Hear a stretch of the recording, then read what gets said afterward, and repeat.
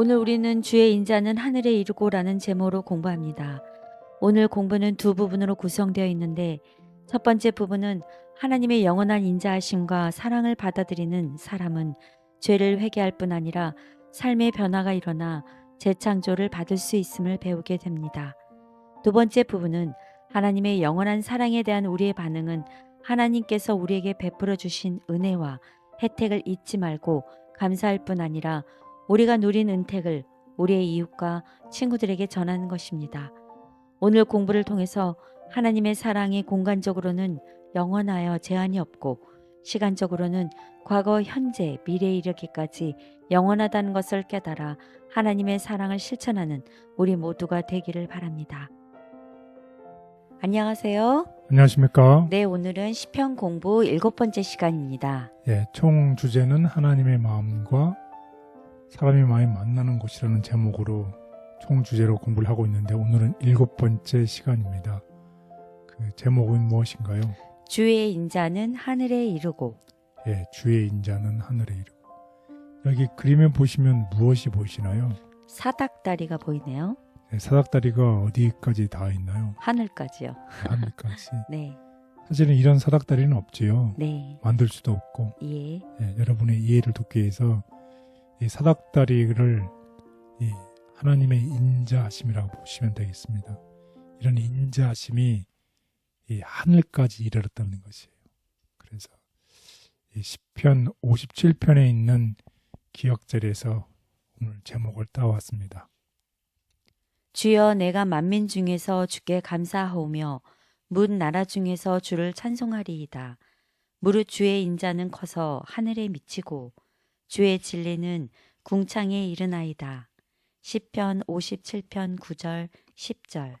네, 여기 보면 이제 주의 인자는 커서 하늘에 미치고, 이 하늘에 미칠 수 있는 게 있나요? 없죠. 없죠. 네. 그래서 결국은 하늘이 그 리밋이 없잖아요. 아무도 하늘을 닿을 수가 없잖아요. 끝이 없잖아요. 네. 그런데 하나님의 인자, 하나님의 사랑, 하나님의 긍휼, 하나님의 자비는 하늘에 미친다고 그랬죠. 그러니까 그만큼 크다라는 걸 얘기한 건가요? 큰 정도가 아니라 하늘이 미칠 수 있나요? 없어요. 제한이 없는 거잖아요. 무제한으로. 무제한, 끝이 없다는 것이에요. 하나님의 사랑과 하나님의 은혜와 하나님의 자비와 하나님의 동정은 끝이 없다는 것입니다. 그것을 이제 강조하고 싶어서 그걸 표현하고 싶은데 그냥 끝이 없다 이렇게 하는 것보다는 정말 멋진 표현이잖아요. 시적인 표현이네요. 시편 정말 멋있는 표현입니다. 의미도 전달하면서 정말 멋진 표현으로 주의 인자는 커서 하늘에 미치고, 하늘에 미칠 수가 없는데 결국 주의 인자는 끝이 없다는 것을 강조하고 있습니다. 저도 한번 이제 그림을 그려봤어요. 네. 여기 보면 이제 컵이 있잖아요. 네. 컵에다가 물을 가득 부을 수 있는데 만약에 이 컵 속에 이 세상이 있어요. 우리가 살고 있는 세상. 이 세상에다가 이 물을 가득 부어야 되는데 이 가득 부을 수만 있다면 우리가 살고 있는 이 세상, 이 우주의 전체에다가 물을 가득 부을 수 있을까요? 네. 가득 부을 수가 없어요? 왜 없지요? 그런 것처럼 하나님의 인자와 하나님의 사랑이 우리 주변에 이 세상에 가득 차 있다는 것입니다. 근데 우리는 그것을 어떻게 인식하지 못하고 사는 거죠. 너무 가득하기 때문에, 너무 끝이 없기 때문에, 언제나 우리에게 베풀어 주시기 때문에 우리가 그것을 인식하지 못한다는 것입니다. 그래서 오늘의 이 제목처럼 하나님의 인자하심이 영원하도다. 그 영원하다는 표현은 어떻게 표현을 할 수가 없어요.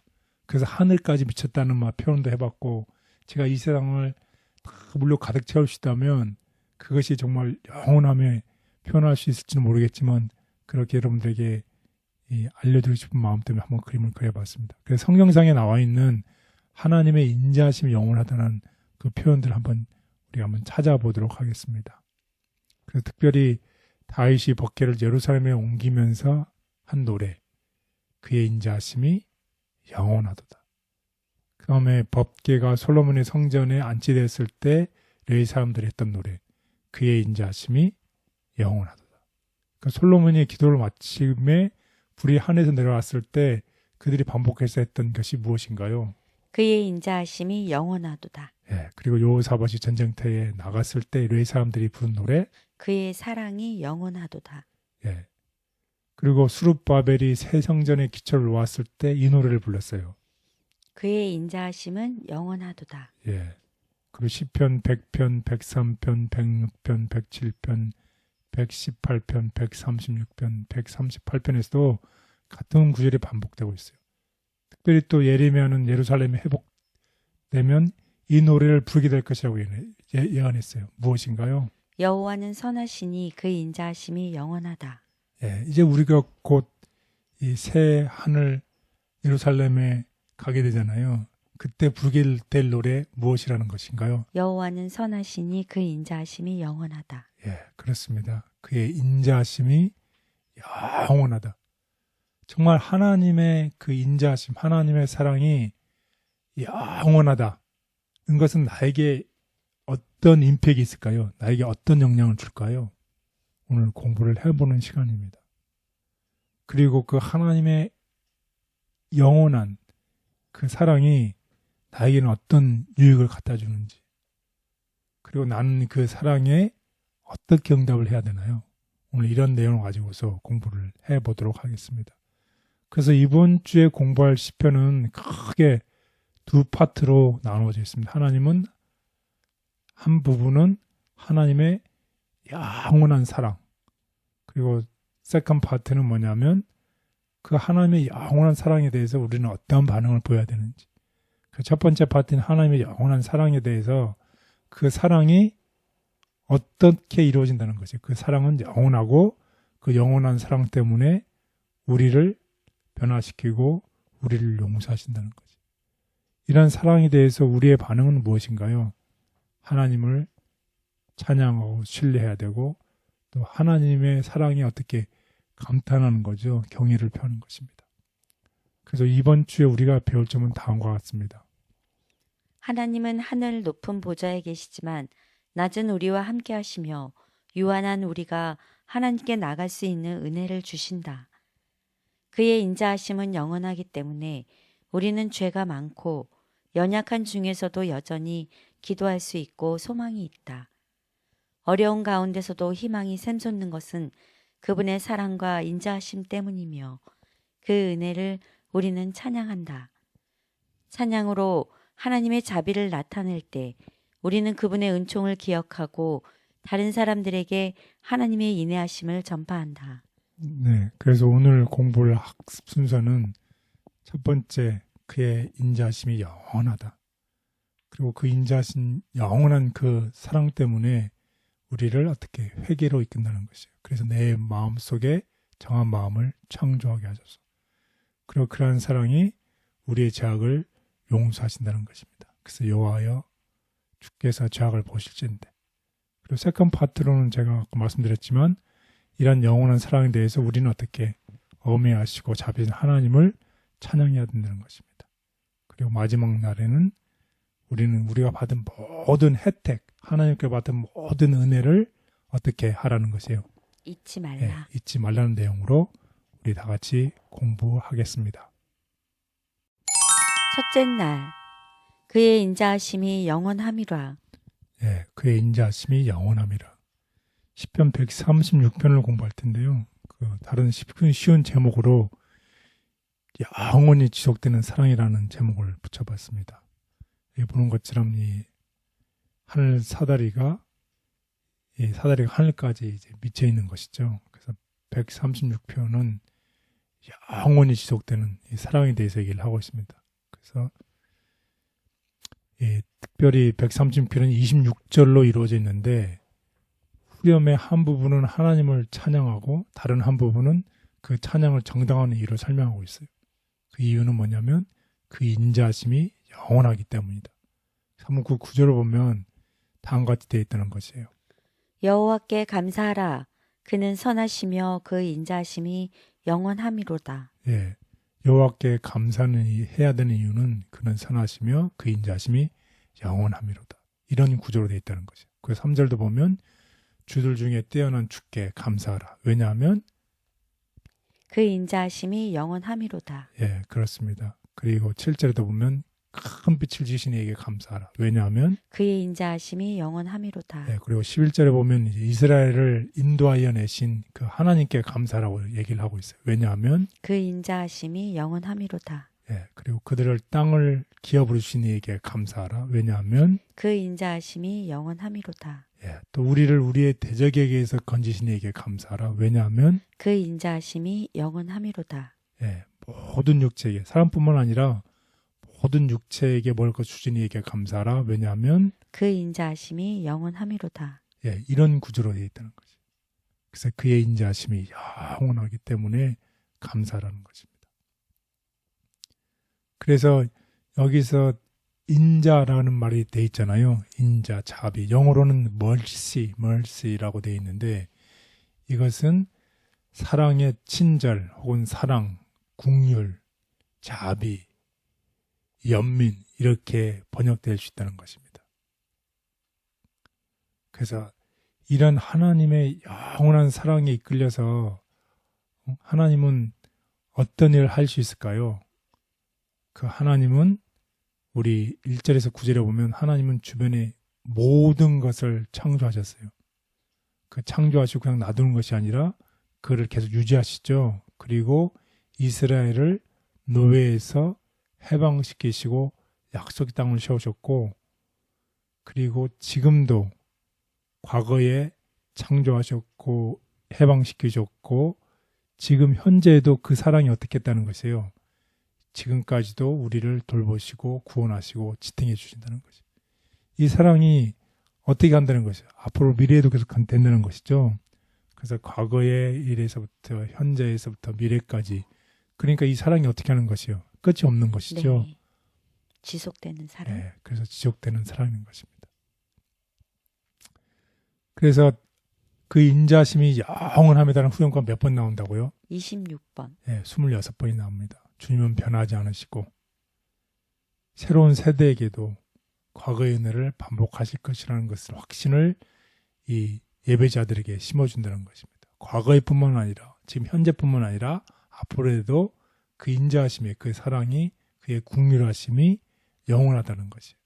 그 주님의 변함없는 자비에 대한 믿음은 신앙적 성경적 신앙의 핵심이고 이는 기쁨으로 예배하며 확신을 가지게 하고 우리를 회개로 인도한다는 것입니다. 그래서 우리 한번 시편 136편을 우리 다 같이 읽어보겠습니다.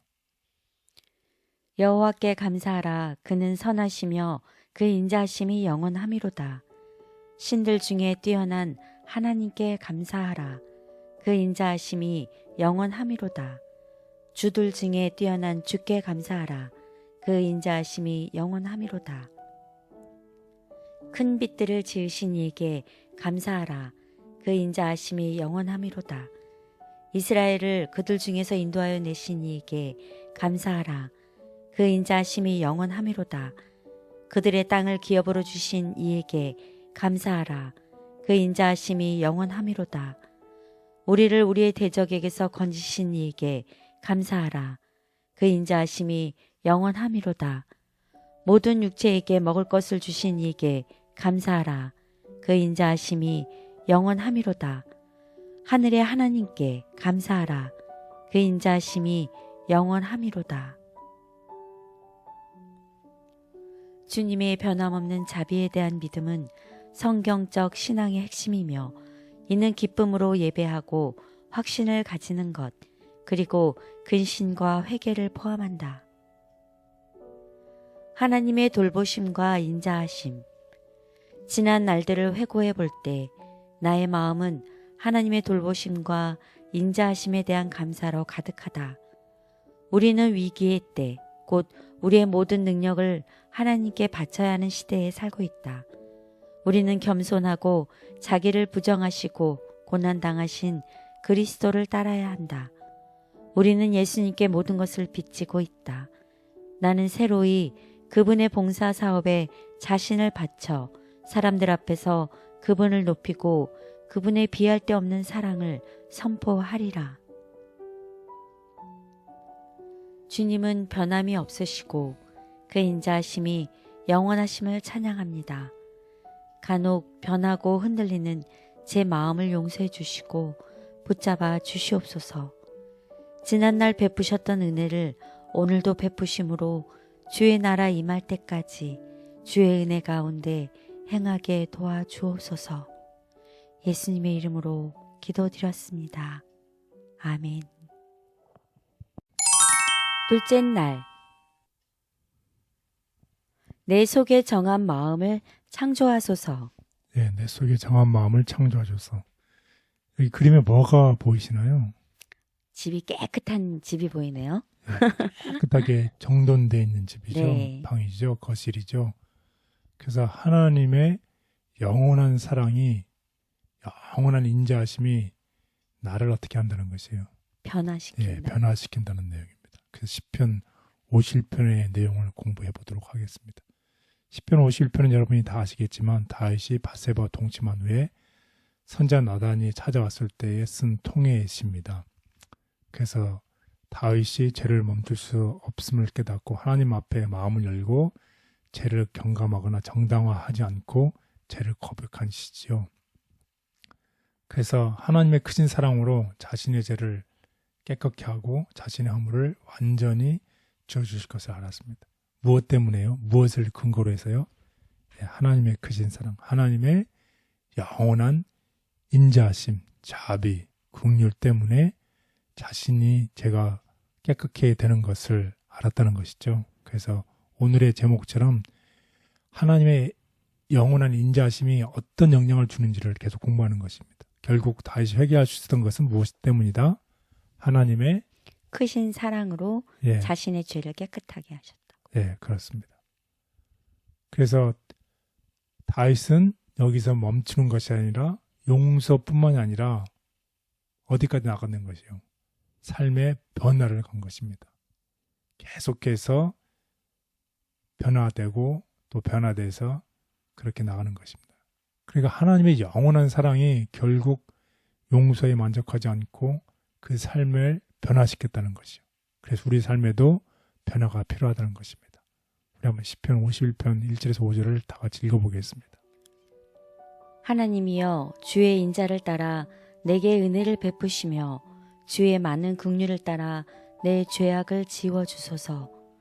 나의 죄악을 맑게 씻으시며 나의 죄를 깨끗이 제하소서. 물은 나는 내 죄가를 아오니 내 죄가 항상 내 앞에 있나이다. 내가 주께만 범죄하여 주의 목전에 악을 행하였사오니 주께서 말씀하실 때에 의로우시다 하고 주께서 심판하실 때에 순전하시다 하리이다. 내가 죄악 중에서 출생하였으며 어머니가 죄 중에서 나를 잉태하였나이다. 네, 여기 1절에 보면 내게 은혜를 베푸시고 주의 무엇을 따라? 긍휼. 네, 많은 긍휼을 따라. 이 긍휼이란 이 단어에서도 이 인자라는 뜻이 있다는 것이죠. 네. 인자, mercy라는 뜻입니다. 결국 이렇게 회개할 수 있었던 이유는 이 여호와 하나님의 그 풍성한 그 끝이 없는 긍휼 때문이라는 것입니다. 그래서 다윗 왕은 그의 생애에서 가장 영적으로 얻었던 순간의 죄에 대해 용서를 구하며 주님 앞에 자신의 마음을 쏟아놓죠. 그 이유는 무엇 때문에? 무엇에 근거해서? 주의 많은 긍휼의 결과 때문인 것입니다. 그래서 이제 시편 또 103편 10절에 보면 제가 참 좋아하는 구절인데 하나님께서 우리 자신의 죄에 따라 처벌하지 않으신다는 구절이 있어요. 위로가 되네요. 예. 만약에 이 세상에서 네. 하나님의 우리가 지난주에는 무엇에 대해서 배우나? 심판이요. 예, 그렇습니다. 우리가 지난주에는 심판에 대해서 배우고 이번 주에는 뭐에 대해서 배우나요? 인자. 긍휼. 반대 개념이죠. 네. 만약에 하나님이 우리의 죄에 따라서 심판한다고 하면 이 세상에 남아있을 사람이 하나도 없을 것 네, 같은데요. 하나도 없어요. 그래서 하나님께서는 우리 자신의 죄를 따라 처벌하지 않으신다는 것이. 그래서 우리의 죄악을 바다 깊은 곳에 감추시고 동이 서에서 먼 것 같이 다시는 우리의 죄를 기억하지 않으신다는 것이죠. 그 자체가 무엇이 하나님의 인자가 인자하심이죠. 네, 크시다. 인자가 하늘에 미친다는 것처럼 그 인자의 끝없는 그 높이, 깊이를 말해줄 뿐만 아니라 시간축으로 보면 그 인자하심이 어떻다는 것이에요. 과거에도, 현재에도, 미래에도 그렇다는 것이에요. 그래서 한 축을 보면 한 축은 이제 깊이를 따지면 그 깊이가 끝이 없다는 것이에요. 또 다른 한 축의 시간축으로 보면 그 시간이 그런 끝이 없는 것이 영원하다는 것이에요. 이런 하나님의 이 사랑을 나타내고 있습니다. 그래서 하나님의 인자하시고 신실하시며 궁휼하신 이 자비, 이 mercy라는 단어죠. 그래서 그것 때문에 우리가 변화할 수 있다는 것입니다. 그래서 이 결국 이 하나님의 용서가 결국 무엇까지 온다는 것이에요. 결국 이 다윗의 기도를 보면 오늘의 제목처럼 내 마음속에 무엇을 창조해 주셔서 정한 마음을 창조해 달라는 얘기를 하고 있잖아요. 그래서 결국 재창조입니다. 이 하나님의 궁휼하심은 결국 우리의 삶을 어떻게 한다는 것이에요. 새로운 창조를 이루어진다는 것이에요. 우리의 변화가 된다는 것은 완전하게 바뀌는 새로운 창조가 이루어진다는 것입니다. 그 창조의 주체는 누구인가요? 오직 하나님만이 이 세상을 창조하셨던 것처럼 하나님만이 죄악된 내 마음을 완전히 다시 새롭게 창조해 줄 수 있다는 것입니다. 하나님만이 회개하는 사람의 마음, 결국 내가 하나님의 자비와 긍휼과 하나님의 사랑을 받아들이는 사람, 억셉하는 사람, 회개를 받아들이는 그 사람에게는 하나님께서 새로운 창조가 이루어질 수 있다는 것입니다. 그래서 오늘의 이 기억절처럼 오늘의 그 공부의 핵심 규절입니다. 우리 한번 다 같이 읽어보겠습니다. 하나님이여 내 속에 정한 마음을 창조하시고 내 안에 정직한 영을 새롭게 하소서. 하나님의 용서는 법적으로 무죄를 선언하는 것 이상의 것이다. 그분의 창조의 능력은 회개하는 죄인의 마음에 역사하여 전적이고 지속적인 변화를 만드신다. 정결케 함을 상징했던 오술초. 피를 뿌릴 때 사용된 오술초는 정결케 함의 상징이었으며 뭉든 병자와 죽은 사람을 만짐으로 부정하게 된 사람들을 정결케 하는 데 쓰였다. 시편 기자의 기도 가운데도 오술초의 의미가 나타나 있다. 오술초로 나를 정결케 하소서. 내가 정하리이다. 나를 씻기소서. 내가 눈보다 희리이다. 주님, 저의 부끄럽고 잘못된 순간들을 솔직하게 고백하며 용서를 구합니다.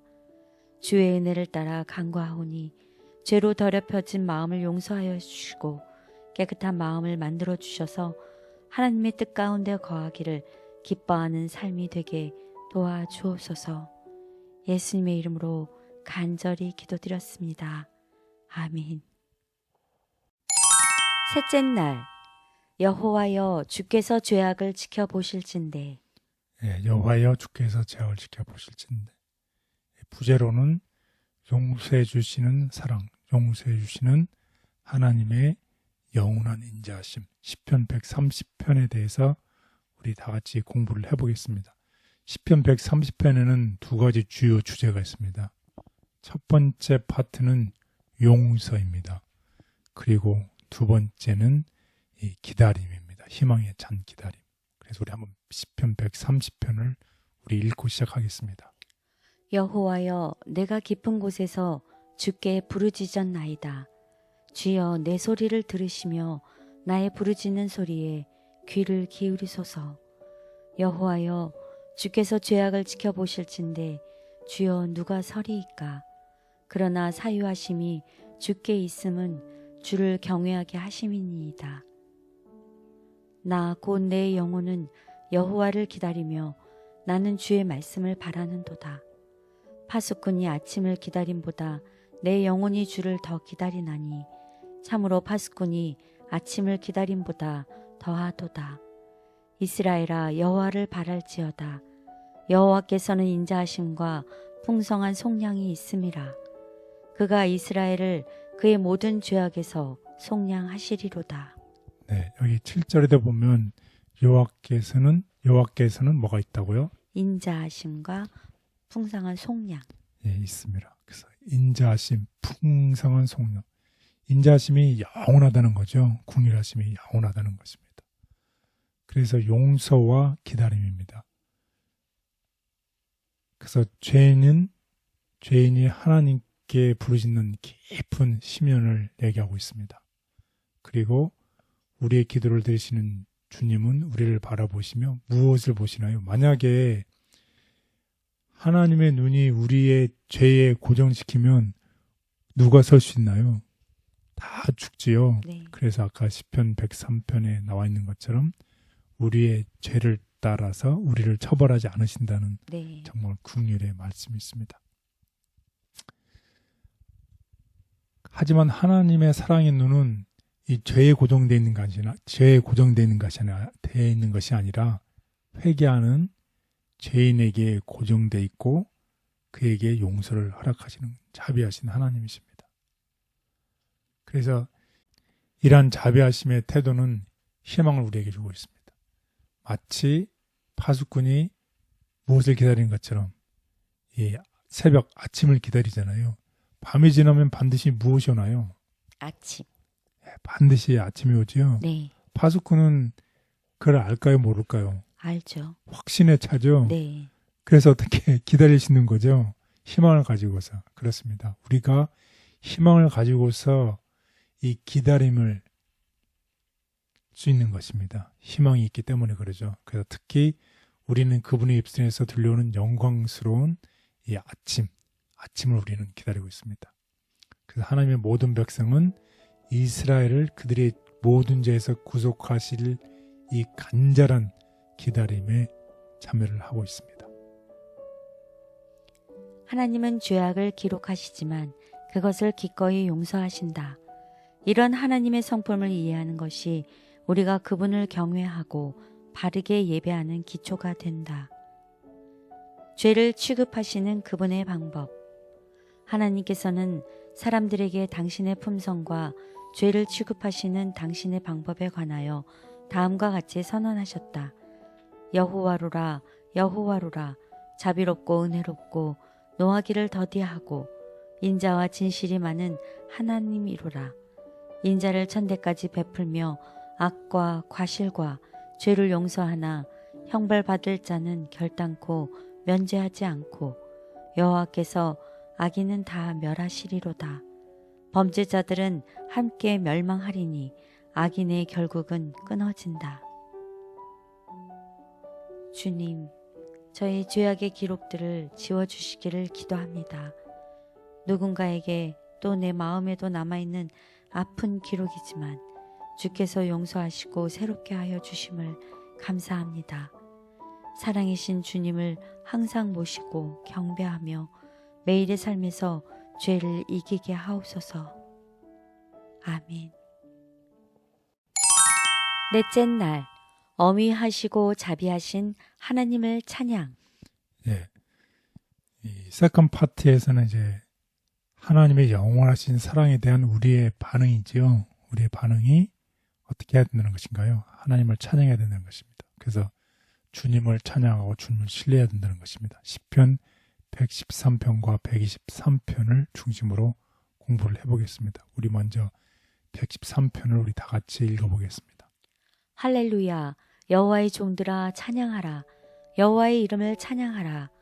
이제부터 영원까지 여호와의 이름을 찬송할지로다. 해 돋는 데에서부터 해 지는 데에까지 여호와의 이름이 찬양을 받으시리로다. 여호와는 모든 나라보다 높으시며 그의 영광은 하늘보다 높으시도다. 여호와 우리 하나님과 같은 이가 누구리요? 높은 곳에 앉으셨으나 스스로 낮추사 천지를 살피시고 가난한 자를 먼지 더미에서 일으키시며 궁핍한 자를 거름 더미에서 들어 세워 지도자들 곧 그의 백성의 지도자들과 함께 세우시며 또 임신하지 못하던 여자를 집에 살게 하사 자녀들을 즐겁게 하는 어머니가 되게 하시는도다. 할렐루야. 네, 우리가 해야 될 일 뭔가요? 찬양하라, 찬양하라, 찬양하라. 정말 하나님을, 여호와의 이름을 찬양하라고 얘기를 하고 있습니다. 그런 이유들이 있죠. 그 이유들을 한번 살펴볼 텐데 그 중에서 가장 예수님을 연상케 하는 그 구절이 있죠. 네. 예, 6절에 보면, 5절에 보면 높은 곳에 앉으셨으나 스스로 낮추사 천지를 살피시고. 예, 그렇습니다. 높은 곳에 앉으셨지만 우리를 위해서 스스로 낮추사 천지를 살피시고 이 가난한 자들인 우리들에게 오신 이유죠. 그래서 우리가 주님을 찬양하고 신뢰해야 되는 이유, 시편 113편과 123편을 기본으로 해서 보면 하늘과 땅 위에 높음을 받으신 이 주께서 높은 곳에 계시지만 자신을 낮추시고 우리 수준으로 내려오셨기 때문입니다. 우리를 위해서 자신을 낮추시고 이 내려오신 이 하나님을 찬양하라는 것입니다. 그리고 또 가난하고 궁핍한 사람들을 어떻게 끌어올리셨기 때문입니다. 우리의 삶 속에서 우리가 물질적으로 뿐만 아니라 마음적으로, 영적으로 우리가 가난하고 궁핍하면 어떻게 한다는 것이 하나님께서 우리를 끌어올리신다는 것입니다. 그리고 그가 놀라운 기적을 행하시기 때문에 우리가 주님을 찬양해야 된다고 얘기를 하고 있습니다. 또 우리가 멸시받을 때 우리에게 자비를 베푸셨기 때문에 우리가 예수님을, 하나님을 찬양해야 된다고 시편 123편에는 또 얘기를 하고 있습니다. 그래서 우리는 하나님의 능력과 기적과 사랑, 그리고 위대함에도 불구하고 자신을 낮추신 하나님, 그 누군가요? 예수 그리스도죠. 십자가에서 우리는 이 모든 신성한 이 예수님의 속성, 하나님의 속성을 우리는 볼 수 있습니다. 그분의 크신 사랑 때문에 예수님은 우리를 위해서 죽기까지 자신을 낮추신 예수님을 볼 수 있습니다. 이 강력하고 사랑스러운 이 예수 그리스도를 우리가 전적으로 신뢰하는 우리 모두가 되기를 바라겠습니다. 아멘. 지극히 높으신 하나님을 찬양하는 이유는 그분께서 우리를 위해 행하신 십자가의 사랑 때문이다. 그것이 하나님의 높으심과 어미하심의 진정한 본질이다. 하나님의 속성. 십자가의 오묘는 모든 다른 오묘들을 설명해 준다. 우리를 두려움과 경외감으로 충만하게 해주는 하나님의 속성은 갈보리에서 흘러나오는 빛을 통하여 아름답고 매력있게 성결과 공의와 권능이 자비와 온유와 부모와 같은 사랑에 혼합되어 나타난다. 우리는 높고 또한 높이 들린 하나님의 보좌의 위엄을 볼 때 은혜롭게 나타난 그분의 품성을 보고 우리 아버지라는 사랑스러운 그 칭호의 진정한 의미를 이전 어느 때보다 새롭게 이해하게 된다. 하나님의 선하심과 인자하심을 찬양합니다. 낮은 자를 높이시고 죽은 자를 살리시는 하나님의 능력이 오늘 우리와 함께하기를 기도합니다. 영적으로 메마르고 때로는 죽은 것 같은 우리 심령이 하나님의 함께하심으로 되살아나게 하옵소서. 예수님의 이름으로 기도드렸습니다. 아멘. 다섯째 날, 그의 모든 은택을 잊지 말라. 네, 하나님의 베풀어 주신 그 인자하심과 긍휼과 자비와 연민에 대해서 어떻게 하라는 것이 우리의 반응이 잊지 말라고. 네, 잊지 말라고 하는 것입니다. 우리가 받은 은혜와 혜택을 잊지 말라고 하는 것입니다. 그 시편 103편의 내용입니다. 그러니까 우리가 어떤 혜택을 받았는지를 먼저 알아봐야 되겠죠. 어떤 혜택을 받았는지 알아보겠습니다. 우리의 죄악을 어떻게 103편을 보면 우리의 죄악을 용서해 주셨고 우리의 죄의 병을 고쳐주셨고 이 구덩이에 빠진 우리를 우리의 생명을 구하셨고 그런 우리에게 은혜와 사랑으로 이 간을 씌우셨고 우리를 선으로 우리를 만족해 하셨고 또 우리를 어떻게 젊어지게 하셨다는 것입니다. 그뿐만 아니라 내가 폭력을 당할 때 하나님께서 공의를 행하셨고 또 하나님의 계획을 우리에게 알려주셨고 또 나를 사랑하실 뿐만 아니라 내게 노하지 않으시는 인자하신 하나님. 그래서 우리의 죄, 내 죄에 따라서 나를 갚지 않으시고 그뿐만 아니라 더 이상 나의 죄를 기억하지 않으시는, 그래서 내가 곧 죽을 것을 아시고 나를 불쌍히 여기시는 이런 인자하신 이 하나님이에요. 우리를 지금까지 이렇게 해오셨고 지금도 하셨고 앞으로 하실 영원한 이 하나님의 사랑에 대해서 이런 혜택을 우리가 너무너무 많이 받았습니다. 그래서 우리 한번 시편 103편을 우리 읽어보겠습니다. 여호와는 긍휼이 많으시고 은혜로우시며 노하기를 더디하시고 인자하심이 풍부하시도다. 자주 경책하지 아니하시며 노를 영원히 품지 아니하시리로다. 우리의 죄를 따라 우리를 처벌하지는 아니하시며 우리의 죄악을 따라 우리에게 그대로 갚지는 아니하셨으니 이는 하늘이 땅에서 높음같이 그를 경외하는 자에게 그의 인자하심이 크심이로다.